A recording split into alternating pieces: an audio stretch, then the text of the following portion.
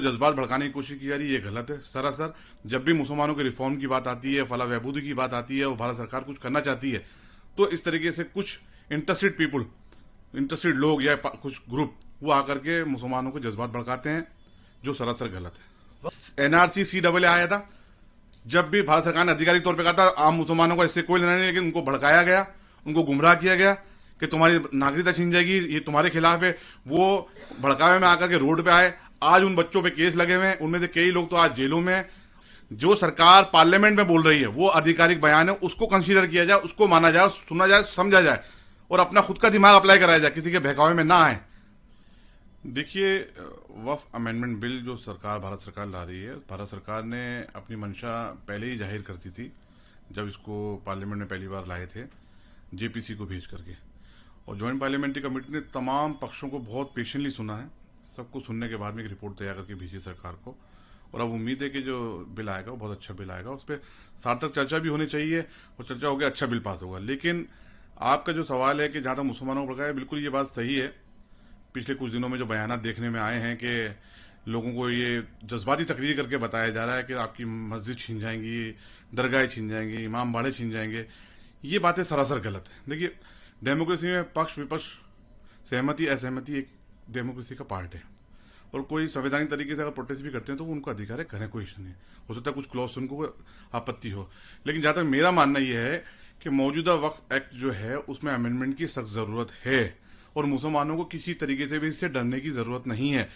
देखिए, मीडिया पे आके बयान देना वो आधिकारिक बयान नहीं है। जब सरकार पार्लियामेंट में खड़े होकर आधिकारिक तौर पर बयान दे रही है, भारत सरकार, कि ये किसी के खिलाफ नहीं है, कोई आपकी मस्जिद दरगाहें नहीं छीनी जाएंगी, इमाम बाड़े नहीं छीने जाएंगे, तो हमें उस ऑथेंटिक बयान को, आधिकारिक बयान को मानना चाहिए।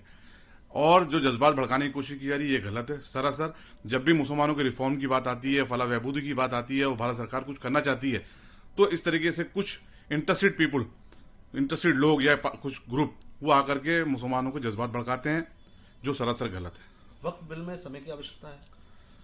बिल्कुल। देखिए, वक्फ बिल समय की आवश्यकता इसलिए है कि वक्फ की इतनी प्रॉपर्टीज हैं, उनको जो रेंट पे दिया हुआ है वो आज मार्केट वैल्यू की रेंट देखिए आप क्या है, और किसी ने 8 रुपए में ले रखा है, किसी ने 10 रुपए में ले रखा है, किसी ने 500 में ले रखा है, किसी ने 1000 रुपए में ले रखा है, जबकि वो प्रॉपर्टी की वैल्यू करोड़ों में है, उसका रेंट भी लाखों में आना चाहिए। लेकिन ना तो उसका लाखों में रेंट आ रहा है, और ना ही जो रेंट आ रहा है उसका ढंग से यूटिलाइजेशन हो रहा है, कम्युनिटी के लिए कोई इस्तेमाल नहीं किया जा रहा है। तो रिफॉर्म की जरूरत है, अमेंडमेंट की जरूरत है, और ये अमेंडमेंट आज के लिए नहीं। देखिए, सच्चर कमेटी की अगर हम बात करें तो उनकी रिपोर्ट पढ़ ली जाए। उसके अलावा जब के रहमान खान साहब मिनिस्टर थे 2013 के अंदर, 12 और 13 में, जब भी इसकी कवायद की गई थी कि भाई इसके अंदर अमेंडमेंट किया जाए, 13 के बाद वाले बाद में भी, तो अमेंडमेंट की तो बात है, शुरू से सब लोग मानते हैं कि हाँ अमेंडमेंट की जरूरत, करप्शन है। क्या वक्फ बिल में संशोधन करना शरीयत कानून में हस्तक्षेप है? देखिए, इस चीज को मैं इसलिए नहीं मानता हूं कि वक्फ खालिस शरीयत का मसला है, इस्लाम से जुड़ा हुआ मसला है, इसमें कोई दो राय नहीं है। वक्फ के अंदर किसी तरह की कोई मुदाखलत ना तो हो रही है, ना कोई की जा रही है, ना ही इंशाल्लाह ताला कोई कर सकता है।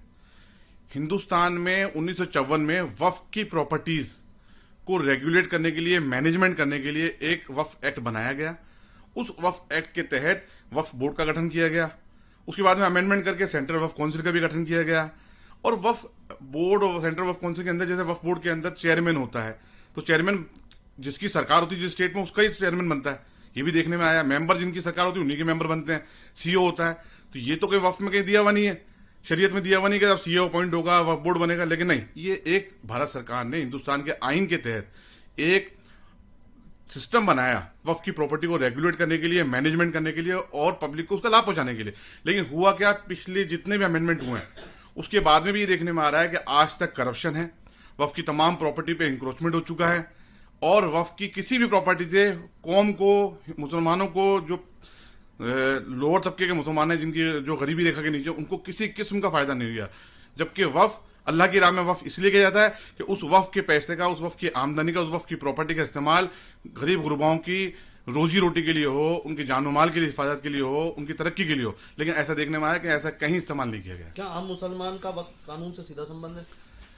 देखिए, ये आम मुसलमान से बिल्कुल वक्फ कानून का किसी से संबंध नहीं रहा है, क्योंकि देखिए आम मुसलमान तो बेचारा रोजी रोटी कमाने में लगा रहता है।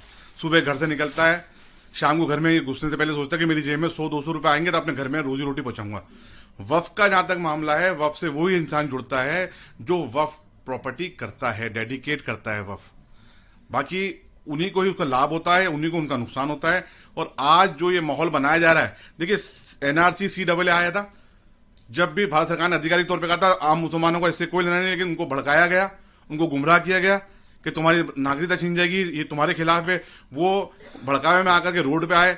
आज उन बच्चों पे केस लगे हुए हैं, उनमें से कई लोग तो आज जेलों में हैं और कुछ लोग बाहर आ चुके हैं, जब भी अदालतों के चक्कर काट रहे हैं। तो मेरा कहना यह है आम मुसलमान से, उनको उनका पुरसाने हाल कौन है? आज उनको ज्यादा से ज्यादा लीगल एड अवेलेबल कराई गई होगी, लेकिन उनके घर में राशन कौन पहुंचाने वाला? जो कमाऊ पूत थे बेचारे, वो जेलों में हैं, उनके घर में रोजी रोटी कौन पहुंचाने वाला? इसलिए इसमें तमाम मुसलमानों से मैं अपील करूंगा, जो सरकार पार्लियामेंट में बोल रही है वो आधिकारिक बयान है, उसको कंसीडर किया जाए, उसको माना जाए, सुना जाए, समझा जाए और अपना खुद का दिमाग अप्लाई कराया जाए, किसी के बहकावे में ना आए।